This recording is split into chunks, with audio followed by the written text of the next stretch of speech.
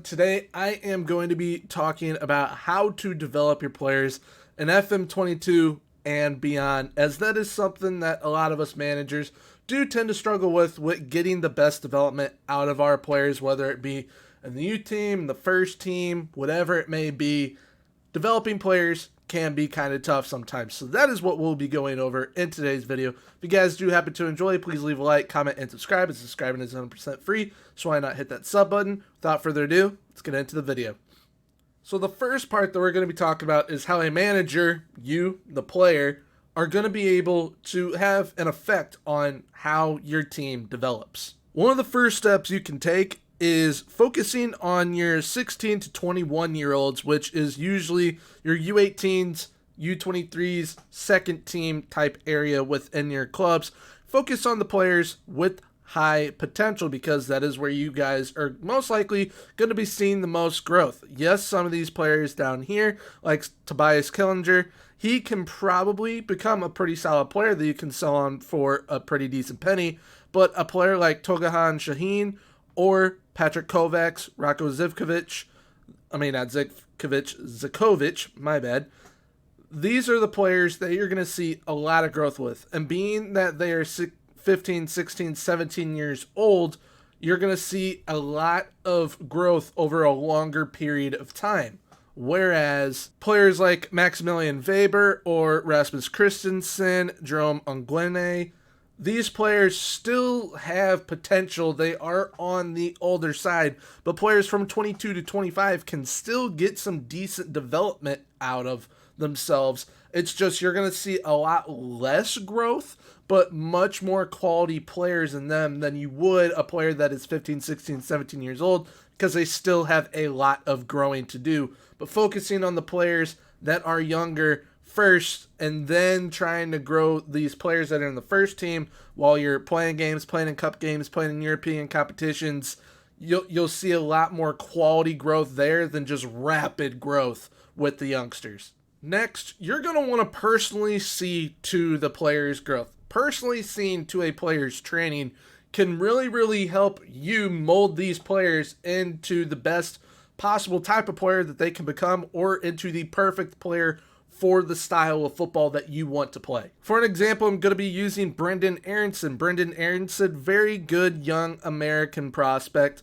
Just like Kareem Adeyemi is for RB Salzburg within the game, he earned himself a move to Dortmund, whereas Brenden Aaronson has earned himself a move to Leeds United. And Brenden Aaronson is going to see a lot of growth personally. Now, you can personally make sure that you get a player like Brenden Aaronson, like Kareem Adeyemi, to their best possible ability by making sure that you are training them to their strengths, or training them to be molded into the perfect style of player for yourself, which can then be a perfect style of player for a bunch of other teams.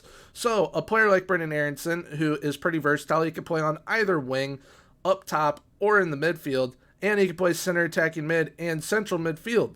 So position-wise, where you want to train him, it kind of all depends on, all right, looking at his stats, he's a good crosser of the ball, he has some pretty decent passing, and he is pretty quick as well. So he would be a very good winger, but for a 20-year-old, he also has somewhat solid finishing. He's got a decent first touch, decent dribbling, so he could be a center attacking midfielder that could act as a shadow striker. So you kind of want to pick what exactly is going to fit best for him within your system, because he is a versatile player. So you kind of have the world's your oyster. You're able to do whatever you want with a player like this. So for example, we're going to put it on shadow striker. He would then train in all these areas, but he does need a little bit of help in certain areas. I mean, if you wanted to train him as a central midfielder, maybe you put him on some defensive style training, or maybe being that you want him to be a player that is pretty good decision-wise, composure-wise, you can then train final third.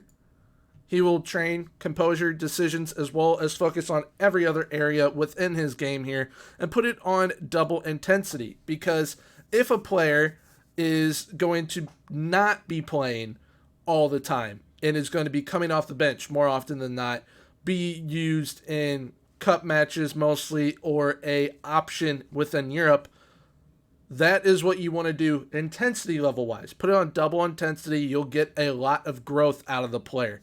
Now, if you are having a player like Kareem Adeyemi, who is going to be playing game in, game out, instead of having double intensity, you're probably going to want to go normal intensity. But if he has a very heavy workload, that is the only time you go half intensity. I would suggest going normal intensity, double intensity to get the best growth out of the players and make sure that you are molding them into the perfect version of themselves. And the last thing on that part, being that I had the extra training slot for final third for Brendan Aronson, say he isn't really finding it very helpful for himself to be training final third type things within training.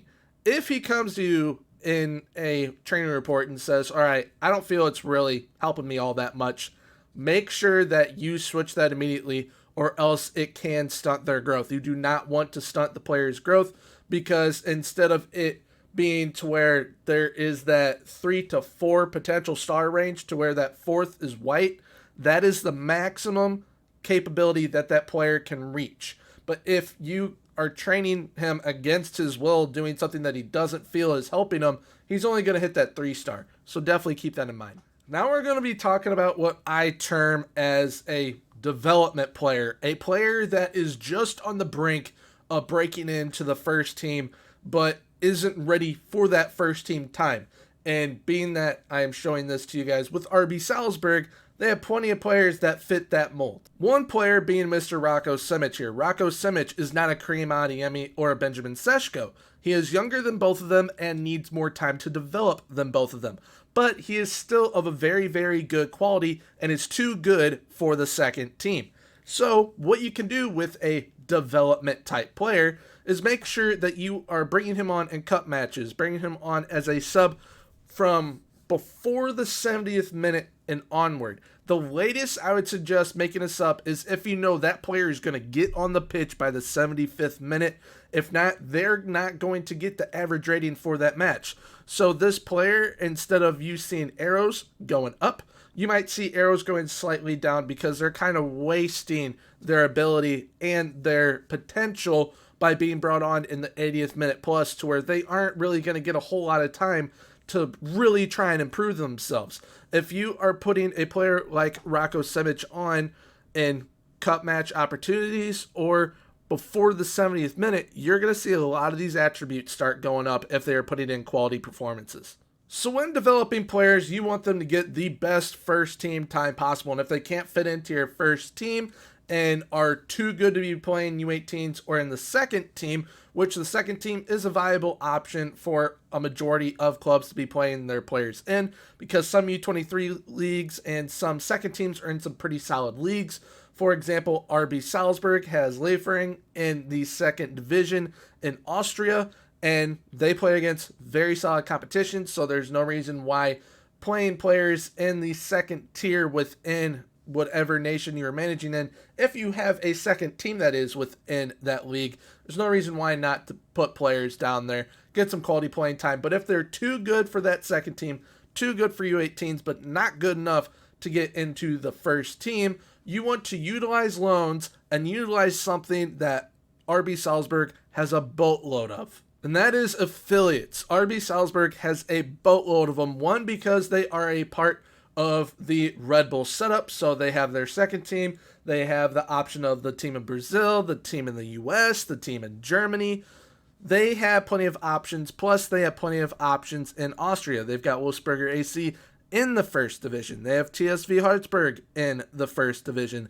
They also have Altach in the first division. They have plenty of teams in the lower divisions as well. You need to make sure that whatever is going to be most viable for the player that you are trying to develop, make sure that you're putting them in the best situation to succeed. Because if you have a player that isn't good enough to be in your first team, but is good enough to be in Altach's first team or Wolfsberger AC's first team, you can loan them out to them and they will grow like crazy. They are currently doing that with some of their players, and they are getting great growth. Now, when you're loaning out your players, whether it is to your affiliate or to a club that is not your affiliate, you want to make sure that they're getting the best playing time possible. You don't want them being loaned out and you agree to have them be a impact sub or a fringe player. That's not worth their time. It's not worth your time either. Now, when you are developing a player, at minimum, you want them to have squad player playing time. At maximum, star player playing time. That would be the perfect scenario, but we all know that is not always realistic. If you're loaning out a player that is really, really good to a lower league side, then yes, they can get that star player playing time. But being that RB Salzburg have affiliates within their own league, if you're lucky enough to be able to be in a league or be managing a club that is able to happen at, then definitely try and loan them out there. Squad player playing time will definitely be a viable option there. Regular starter, important player, even better options there. Just make sure that you are making the loan worth that player's time that you were trying to develop. One thing that your tactics can actually help with is if your player, say, has, I would say, a minimum of 10 in free kick taking, corners, or penalties, put them on there because it will really, really help them grow. I had a player by the name of Sebastian Szymanski last year in FM22 that I did this with. He became one of the best players I have ever managed. He was absolutely unreal because I used that to help with his development. He was already growing like crazy, but that helped him grow even more. It boosted his numbers, and it really, really helped him become a solid all-around player while also boosting his numbers. So it was a win-win. Another thing that you can do is praise your players. When praising your players, you'll be here in the training screen, unless it pops up in your inbox as another way that you can do it, but that is the only way that you can do it to where you're only praising one player. It kind of pops up like this pop-up right here. It'll say praise player or criticize player. Criticizing a player can definitely make a player play better as well if they are in poor form, but making sure that you are trying to encourage the player is the best way to go about it. So, for instance, you can go up here to an individual, and anyone above a 7.25, I'd say, go ahead, compliment them, say, hey, good job in training, good recent form, yada, yada, yada. And it will give them a little confidence boost. And you may not see it over here in their stats, but their stats kind of get a little tiny boost that makes them perform a little bit better. And when they are performing that little bit better, they're able to develop a little bit more because they will be playing better. So use this as a little confidence boost shot in the arm that will actually make them develop better. Now here I'm going to be talking about two transfer tricks that you can kind of do. One is when you are buying a player. If you aren't going to utilize them right away, and if you were to bring them in immediately, and the best playing time that they'll get is either U18s, U23s, B team type playing time, you don't really want to do that. So why not loan them back to the team that you are buying them from, where they will get plenty of first team playing time, and then they can join you at the end of that season or the next season to where they are on a 2-year loan type stint at that team to where they really, really get first team development time. I'm currently doing it in my save on Twitch, and it's really, really helping the goalkeeper that I bought because I knew I wasn't going to use him first team time. Him playing in the second team was going to be a waste of time. So I just made sure that he was going to get first team playing time where he was, and he is developing like crazy. Another thing that you can do, which is not too popular of a move and is a rare move, but is a move that is a viable option, is when you sell a player, make sure that you have a buyback clause in the player's transfer. So say Mamadi Diambu is wanted by a team that is a little less in stature than RB Salzburg is. He has a okay-ish ability for the second team currently, but his potential ability is going to be good enough to be a first team type player. Now, being that you are RB Salzburg in this scenario, you would have the money in the future to be able to buy him back. So say, I'm pretty sure his value is around 3.8 million. You sell him for 3.8 million, but you have a clause in there to say, all right, in the future, if we want to buy him back, we can buy him back for 12 million pounds.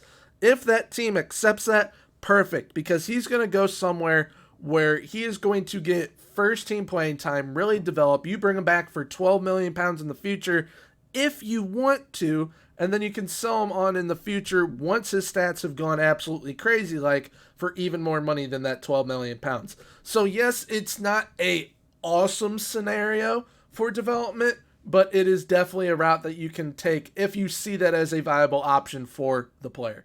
So now real quick, I'm going to talk about how your staff can help players develop. Number one is having a loan manager that finds some solid loans for them, but also, say a player like Rocco Simic isn't going to get the playing time you want, you can go up here to transfer and put add to development list, which will put him on the development list, and they will be able to sort out a loan for you if you are not able to find a loan for said player.